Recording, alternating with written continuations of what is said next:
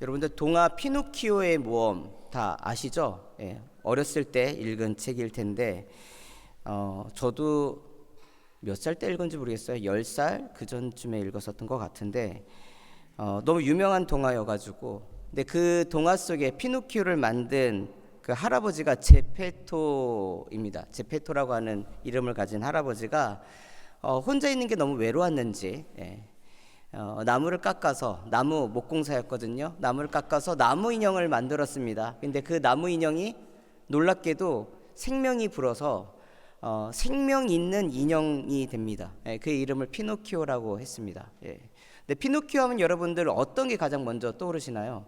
피노키오. 그래서 저는 거짓말이 가장 먼저 떠오르더라고요. 거짓말. 여러분들이 잘 알고 있듯이 피노키오는 거짓말하면 코가 이렇게 길어집니다. 그렇죠? 그런데 그 동화 속을 보면 피노키오의 그 삶이, 피노키오의 모험이라고 하는 그것들이 거짓말 때문에 속고 속이고 거기에 매여 있어가지고 일어나는 그 이야기들을 모험이라고 표현한 겁니다. 피노키오가 거짓말에 속아서 해서는 안 될 일을 하고 가서는 안 될 곳을 갔기 때문에 큰 어려움을 겪게 되는 이야기.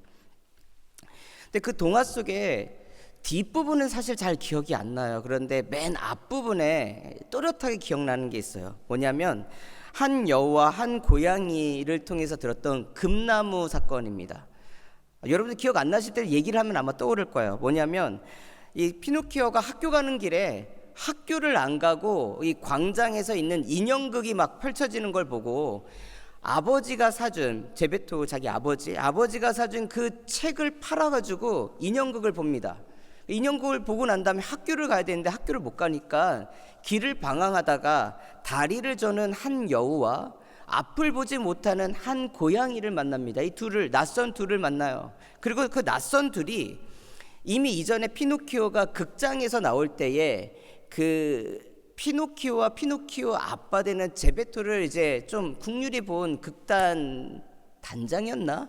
그래서 금화 5개를 줍니다. 아버지 갖다 줘라. 금화 5개 코인을 가지고 가다가 이거를 누가 봤냐면 다리 저는 한 여우와 앞 못 보는 한 고양이가 이거를 알게 된 겁니다. 그래서 피노키오한테 가가지고 얘기를 합니다. 야, 피노키오야, 내가 너에게만 아주 좋은 정보를 하나 줄게. 뭔데? 그랬더니 기적의 들판이라고 하는 곳이 있어. 그곳에 가서 금화를 땅에 심고 거기다가 물을 주면, 그냥 물이 아니에요, 소금물을 주고 뭐 디테일이 막 살아있어요. 그러면 아침이 되면 거기서 나무가 자라나서 그 나무가 금화 열매를 맺을 거야. 너는 5개의 금화를 심었지만 그 나무가 열리게 되면 수천 개의 금화를 네가 얻게 될 거야. 말도 안 되는 거짓말이죠. 근데 말도 안 되는 거짓말에 피노키오가 속아가지고 그 기적의 들판이라고 불리는 그런 곳이 없죠. 근데 그곳에 가서 땅을 파고 그들이 시킨 대로 금화를 넣습니다. 그럼 그 금화 누구 거가 됐을까요? 그 여우와 고양이 것이 되게 되죠. 그걸 가져갑니다. 여러분, 그 어린 피노키오가 무슨 금화가 많이 필요하다고 그 금화를 땅에다가 묻고 나에게 수천 개의 금화가 있었으면 좋았을까 생각했을까? 어렸을 때는 야, 그 말도 안 되는 거짓말에 속아 이렇게만 생각했는데 커서 어른을 보니까 피노키오의 순수한 마음이 좀 생각나요.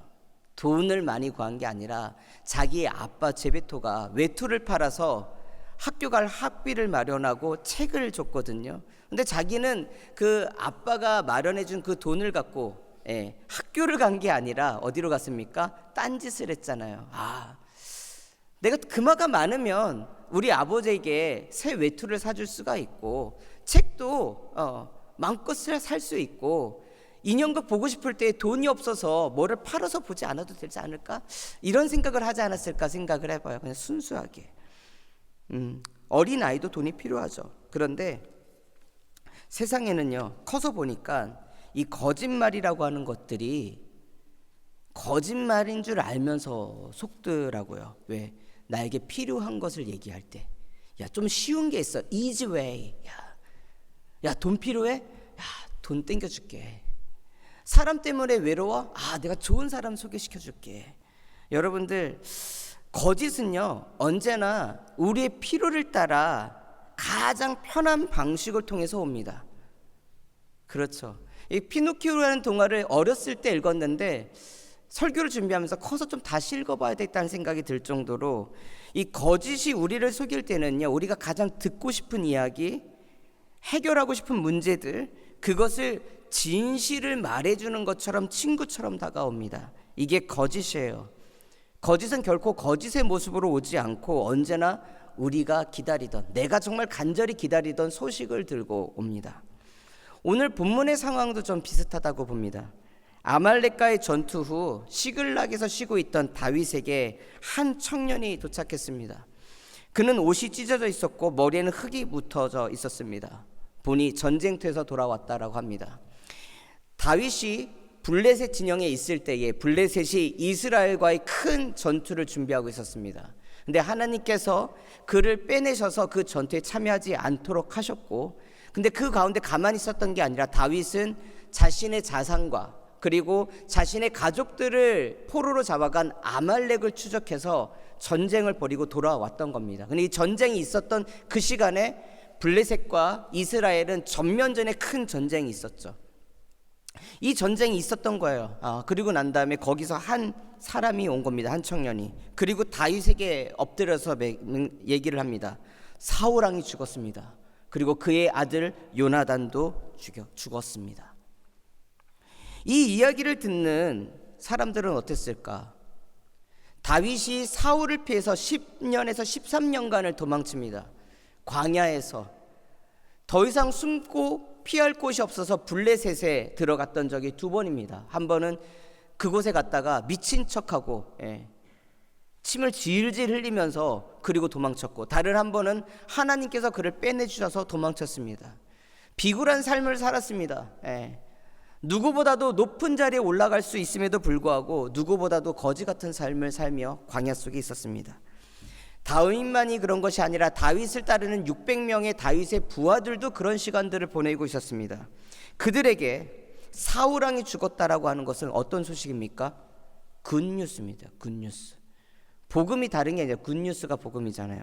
기쁜 소식이었다라는 겁니다. 그런데 이 본문을 한번 잘 봤으면 좋겠습니다. 우리의 삶을 유혹하는 미끼는요, 그럴듯하게 다가옵니다.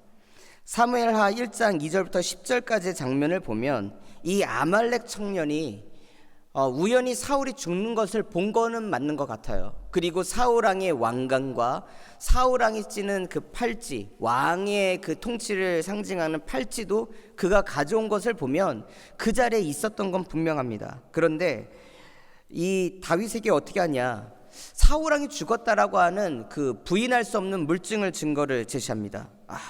사울왕이 진짜 죽었구나.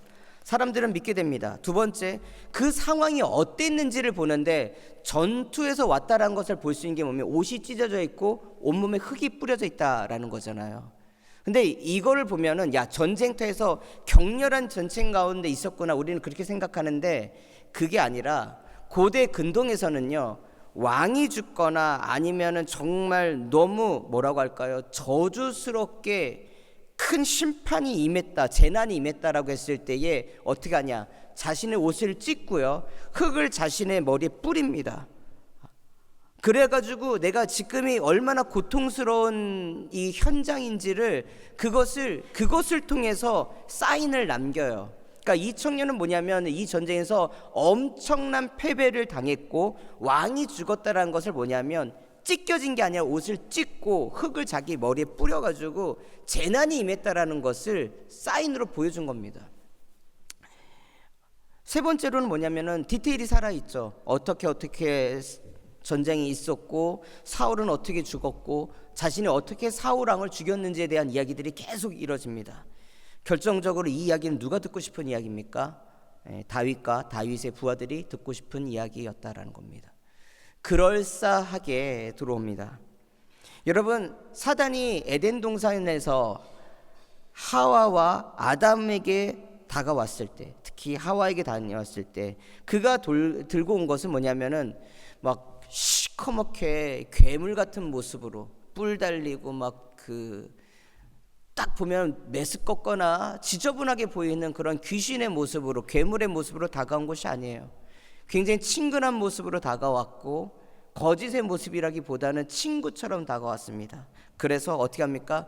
야, 너 선악을 알게 하는 저 열매 먹으면 정말 죽어? 이런 식으로 교묘한 듯 다가옵니다. 그리고 뭡니까? 그 마음은 뭐였을까? 하와의 마음에 저거 먹고 싶은데 라고 하는 그런 마음이 있지 않았을까? 예. 거짓은 내 안에 욕심을 자극을 합니다. 해서는 안 될 거 분명히 아는데 아니야, 해도 괜찮아. 그게 거짓의 강력한 힘입니다. 제가 유혹의 미끼를 물지 않으려면이라고 하는 오늘 설교 제목을 들었는데, 우리가 세상 살다 보면 여러분들이 간절히 원하고 바라는 것들이 이루어지는 것을 통해서 아, 이게 하나님의 뜻이다라고 하는 사인처럼 느껴지는 유혹이 있습니다. 거짓이 있습니다. 근데 유혹인지 거짓인지 분별하기 너무 어렵다라는 것입니다. 이 청년은 누가 봐도 다윗과 다윗의 부하들이 자기에게 상을 주고 칭찬을 줄 수 있는 그런 모든 조건들을 제시합니다. 우리도 마찬가지예요. 여러분들을 속이는 유혹과 거짓이라고 하는 것은 여러분들이 가장 지쳐 있을 때에, 가장 외로울 때에, 가장 간절히 무언가를 바라고 있는 그 순간에 찾아옵니다. 우연이지만 우연이 아닌 잘 설계된 설계물처럼 여러분들 찾아오게 됩니다. 돈이 간절히 필요한 사람에게는 돈을 쉽게 구할 수 있는 하우, 이지웨이가 있다라는 식으로 다가옵니다. 그리고 외로움을 인하여 좋은 친구를 간절히 바라는 사람에게는 좋은 친구가 있다라고 하는 좋은 친구처럼 보이는 사람들이 주변에 많이 있게 됩니다. 특히 젊은이들 참 조심스럽게 참 괜찮은 자매가 참 나쁜 남자를 만나는 경우들이 많이 있어요. 제가 한국에서 보면은 참 괜찮은 남자 청년들이 참 뭐라고 할까요? 이기적인 자매들을 만날 때가 있습니다. 매콤한 맛, 좀 자극적인 맛. 왜 웃으세요? 예. 그게 어른들은 보이거든요. 그런데 청년 때에는 그게 진짜인 것처럼 느껴집니다. 그래가지고 만나면 안 될 만남들을, 그리고 가서는 안 될 이지웨이들을 찾아가면 있는 돈마저 뺏기고 있는 그 자신의 모든 자산뿐만이 아니라 에너지, 관계들이 다 망쳐지는 것을 볼 때가 있습니다. 거짓이라고 하는 것, 여러분의 삶의 유혹이라고 하는 것은 달려오는 것이 아니라 여러분들의 위태위태한 삶, 아니면 여러분들이 잠깐 안정을 취하고 있는 그때에 여러분들의 마지막 뭔가 안심해서 평안하고 긴장이 풀어졌을 때 오는 것이 거짓과 유혹의 달콤함이라는 것입니다. 그런데 어떻게 하면 우리가 그런 유혹이 왔을 때 흔들리지 않고 넘어지지 않고 우리가 가는 그 길을 갈 수 있는 것인가? 다윗은 어떻게 속지 않았는가? 이게 오늘 우리가 살펴봐야 될 핵심입니다. 다윗이 지킨 것은요, 그가 진실을 말하는지 거짓을 말하는지 성경에 보면은 판단하지 않습니다. 이 사람이 거짓을 말하는구나, 다윗이 알았더라라고 하는 표현이 없어요. 그것보다는 다윗은 무엇을 지켰나? 옛날부터 지켜왔던 아주 오래된 단 하나의 기준을 가지고 섭니다. 여호와의 기름 부은 자에게는 손대지 않는다. 이 원칙이 다윗이 그 순간에 즉흥적으로 만들어낸 것이 아니라 이미 우리가 저번에 봤듯이 사무엘상 24장에서 에겐디 광야에서 사울을 죽일 수 있음에도 불구하고 다윗의 신하들이 이건 하나님의 뜻입니다라고, 기도의 응답이라고 얘기하는 그 순간에도 다윗이 기름 부은 자에게는 손대지 않는다. 26장에서도 마찬가지입니다. 다윗이 죽일 수 있는 기회가 있는데 기름 부은 자에게는 절대 손대지 않는다. 그때 신하들이 더 극렬하게 당신이 안 하면 나라도 하겠습니다라고 했을 때 못하게 합니다. 여러분들 아까 그랬지만 피노키오 얘기를 잠깐 내면은 해서는 안 될 일이 무엇인지 알고 가면은 안 될 것이 어디 있는지를 압니다. 그런데 사람들은 그 잠깐의 유혹에 잠깐 해도 되지 않을까? 잠깐 넘어가도 괜찮지 않을까? 내가 있어야 될 자리에 있지 아니하고 해야 될 자리에 하지 아니하게 되면 여러분들 엉뚱한 것을 하고 엉뚱한 장소에 있게 되는 게 사람이라는 겁니다.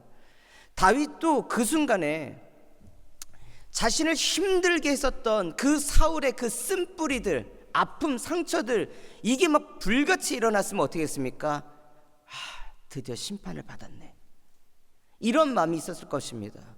그런데 다윗은 거기에 마음을 빼앗기지 않고 하나님께서 무엇을 원하시는가에다가 집중을 합니다. 그 첫 번째 다윗이 한 것이 무엇입니까? 먼저 울었다라는 겁니다. 안도의 한숨을 지는 것이 아니라 사울과 자신과 형제의 그 의를 나눈 요나단이 죽었다는 그 소식에 슬피 웁니다.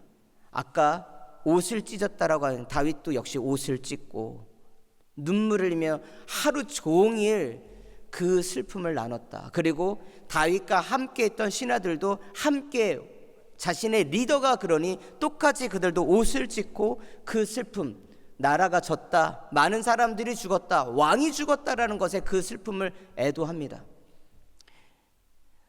사람들은 원칙이 중요하다는 것이 얼마나 큰 힘을 가져오는지 잊을 때가 있습니다. 내가 생각하고 내 감정에 따라 살아가다 보면 사람은 지혜롭게 행동하기보다는 내 감정에 즉흥적으로 반영할 때가 있습니다. 잘 됐네. 아니면 마치 지금 해서 나에게, 내가 이렇게 했으니까 나에게 상을 달라고 하는 그 사람에게 너가 좋은 소식을 전해줬구나, 가서 쉬어라, 내가 너에게 상을 줄게, 이 말이 먼저 나왔을 수도 있습니다. 근데 다윗에게는 중요한 원칙이 있었다라는 거예요. 하나님이 무엇을 기뻐하시는가? 훈련된 자세와 태도는요, 내 감정보다 항상 앞섭니다. 왜? 내 감정이 먼저 앞설 수밖에 없지만 훈련이 되어 있기 때문에 그러면 안 되라고 브레이크를 밟을 수 있기 때문에 그렇습니다. 다윗은 이 원칙을 깨트리지 않았습니다. 그리고 시글락에 자신에게 사울의 왕관과 팔찌를 가져온 그 청년 앞에서도 이 원칙을 꺾지 않았습니다. 여러분, 원칙이라고 하는 것은 꺾으라고 있는 것이 아니라 지키라고 갖는 것입니다. 근데 이 원칙이 누구 어디에 있어야 되는가? 하나님의 말씀 가운데 있어야 됩니다. 하나님의 말씀 가운데 있으면 흔들리지 않습니다. 하나님의 말씀 가운데 있으니까 결단하는 겁니다. 사울이 죽었으니 이제 내가 왕이구나. 내가 나에게 기름 부으신 하나님의 계획하심이 있으니까 이제 내가 왕이구나. 근데 다윗은 거기에 속지 않습니다. 당신이 이제 왕입니다. 이 왕관이 당신 건이고 이 팔찌가 당신 것입니다라고 말하고 있는, 마치 그렇게 유혹하고 있는 아말렉 청년 앞에서 그렇게 하지 않습니다. 원수이기 전에 하나님께 기름 부은 자였다. 왕일은 내가 기다린다고 얻는 것이 아니라 하나님이 주시는 것이다. 하나님의 말씀과 하나님이 기뻐하시는 원칙 가운데 순서가 정해져 있기 때문에 다윗이 흔들리지 않은 것이었습니다. 우리를 흔드는 수많은 것들은요, 타당한 이유들이 있습니다. 꼼꼼한 디테일이 살아 있습니다. 그런데 그것대로 살아가는 게 복인 것 같지만 제가 그렇게 오랜 세월을 살아온 것은 아니나 그것보다 하나님의 백성은 하나님의 말씀 따라 살아갈 때에 가장 안전하다는 것을 저는 여러 번 경험했고, 저보다 더 먼저 살았던 많은 이들의 삶을 통하여, 그리고 성경에 있는 수많은 인물을 통하여 알게 됩니다. 그렇기 때문에 그걸 믿고 따라가는 삶을 살게 됩니다. 사울과 요나단을 위하여서 그의 죽음을 위하여 눈물을 흘리고 난 다음에 그렇게 저녁까지, 해가 질 때까지 다윗은 울었습니다. 그리고 난 다음에 다시 청년을 부릅니다. 여러분, 여기서 또 하나 우리가 해야 될 게 뭐냐면, 감정보다 항상 우리는 판단, 그 기준에 따른 판단을 먼저 생각을 해야 됩니다. 감정 따라 했으면 어떻게 됐을까? 다른 순서대로 해야 될 일들이 많았을 것입니다. 근데 그거보다 먼저 아픔을 위로하는 것을 하고 난 다음에 더 베터, 더 나은 결정들이 분명히 있다라는 거예요. 순서상으로는. 그리고 난 다음에 이 청년을 부릅니다. 그리고 뭐라고 합니까? 그 일들을 다시 한번 말해봐. 굉장히 냉정하게 판단을 하게 됩니다. 앞에서 자신은 아말렉 사람이라는 것을 분명히 얘기했었습니다. 앞에서. 그런데 다시 너가 누구야? 그러니까 다시 아말렉 사람입니다. 다 얘기를 합니다.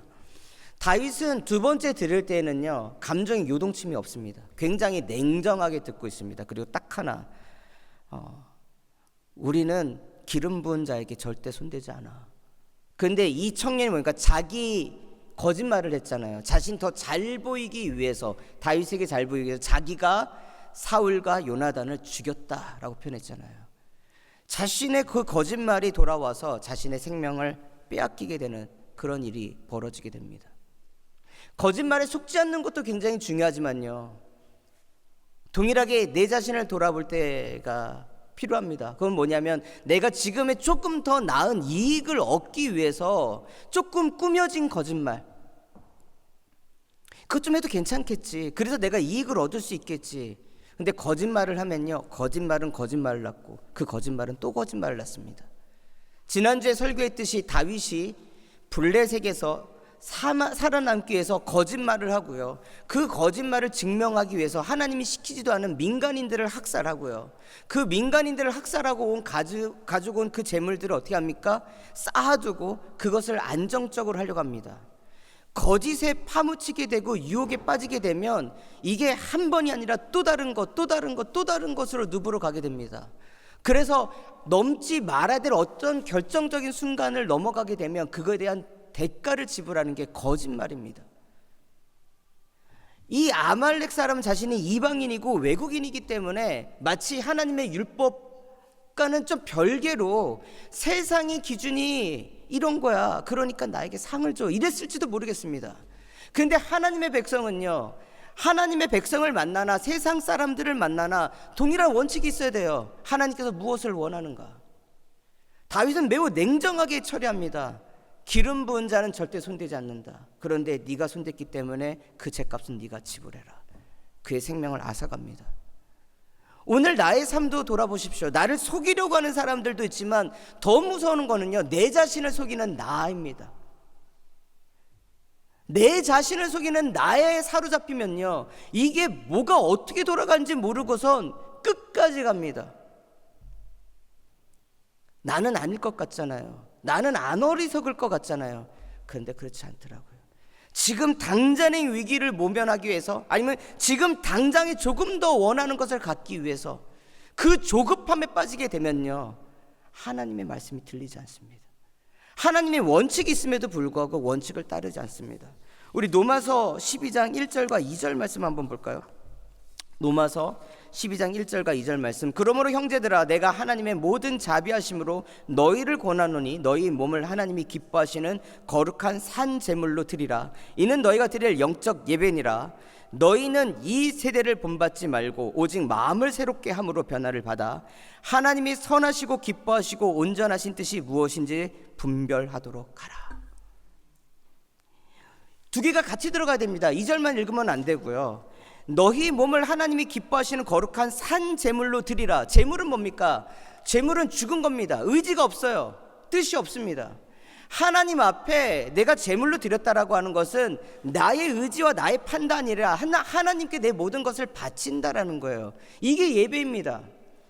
예배가 살아있지 않고서는요, 아무리 똑똑하게 말씀 따라 살아간다고 해도 살아가지 못합니다. 영혼이 죽었기 때문에. 하나님의 음성을 들리지가 않아요. 예배가 그래서 중요한 거예요.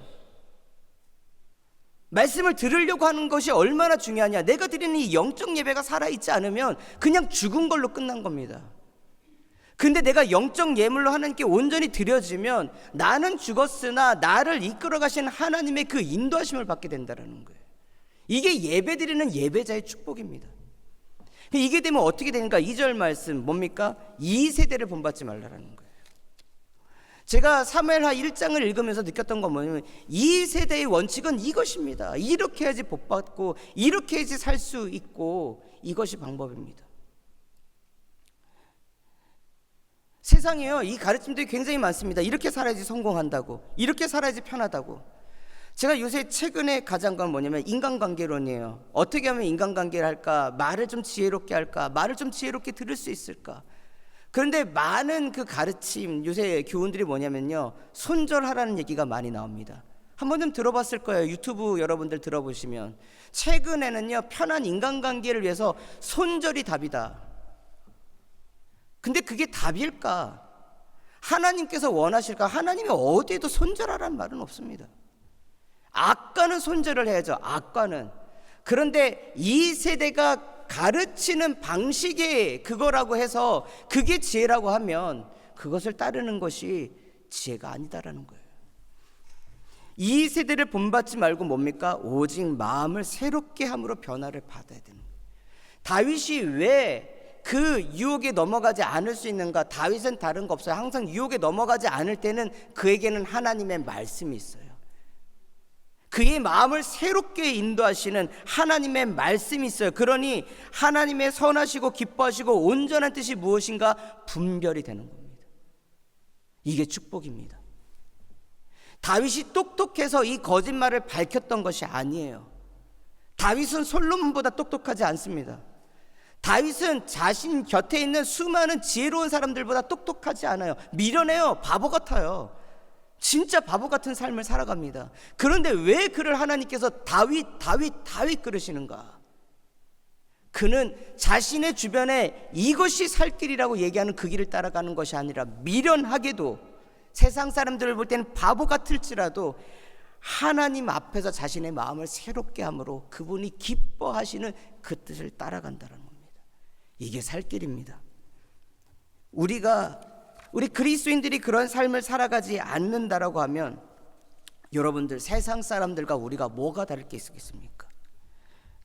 흔들리지 않는 기준, 그 기준이 여러분들 하나님의 말씀의 뿌리를 갖고 있어야 됩니다. 하나님의 말씀의 뿌리 갖지 않고 있으면요, 우리는 어떻게 하는가? 하나님의 말씀을 이용해서 그 말씀을 근거로 내가 하고 싶은 일을 하게 됩니다. 이게 굉장히 무서운 겁니다. 내가 은혜 받은 것처럼 살아가고 있고 하나님의 말씀처럼 살아가고 있으나 하나님을 나의 삶의 주인으로 모시고 내가 영적인 예배 드리는 삶을 살지 않으면 하나님을 나의 종으로 삼아서 마치 요술 램프의 지니처럼 내 소원을 들어주는 조건으로 하나님의 말씀을 가져다 짜집기를 해가지고 그 말씀을 나의 모든 정당화를 하는 도구로 쓰게 됩니다. 그렇기 때문에 하나님 앞에 드리는 영적인 예배와 내 삶이 그 예배 가운데서 변화되는 삶을 추구하는 것, 이게 우리 삶의 기준으로 잡혀 있지 않으면 이게 영순위여야 돼요. 우선순위. 이 우선순위가 잡혀 있어야 다른 1, 2, 3, 4 지켜야 될 우선순위가 잡히게 됩니다. 어느 때 누가 봐도 속을 수밖에 없는 그 함정 속에 있을 때예요. 제가 예전에 변호사, 사기꾼들 때문에 피해본 그 사람들을 변호하는 것에 특화되는 변호사가 얘기하는 인터뷰를 들은 적이 있습니다. 한국 사람은요, 평균 잡아서 한 사람당 3천만 원 정도의 사기를 당한대요. 그러니까 지금 나는 사기를 안 당했으면 내 목소리가 어떤 사람이 내 3천만 원 대신에 사기를 당한 겁니다. 이게 대한민국의 현실이래요. 물론 영국은 잘 모르겠어요. 근데 자기는 사기 안 당할 줄 알았대. 왜냐면 사기꾼들의 그런 많은 이야기들 들었고 그 방식도 알고 있고 그 변호를 했기 때문에. 근데 자기도 사기를 당했대. 사기 치려고 들어오면 사기꾼을 막지 못한다고 하더라고요. 누가 봐도 속을 수밖에 없는, 자기도 어느 순간 보니까 500만 원, 5천만 원 사기당했다. 한 번 사기당한 게 아니잖아요. 500만 원짜리도 당한 거, 5천만 원짜리도 당했다라는 거. 우리를 사단이 속이려고 작정하고 들어오면요, 야, 이게 하나님의 뜻이구나 생각하면서 속을 수밖에 없는 우리들입니다. 여러분, 그렇기 때문에 오늘의 말씀을 보며 여러분들이 한번 생각해 보셔. 나는 어떠한 모습인가? 여러분들을 유혹하고 있는 유혹의 미끼가 무엇인지 저는 모르죠. 그런데 아마 여러분들이 가장 듣기 원하는 것들일 겁니다. 그리고 여러분들이 가장 필요로 하는 것일 것입니다. 그건 분명해요. 그때에 이지웨이를 잡지 마세요. 하나님이 주시는 이지웨이는 잡아야죠. 그런데 조바심에 잡으면 안 되는 것을 섣불리 붙잡지 마십시오. 뭐든지 급하게 먹으면 체한다 하잖아요. 남의 얘기가 아니라 저 자신에게도 좀 돌아봅니다. 왜 다윗에게 10년이 넘는 그 광야의 고난을, 그 시련을 경험하게 했을까? 시험과 유혹들은 고난과 시련 속에 오지 않습니다.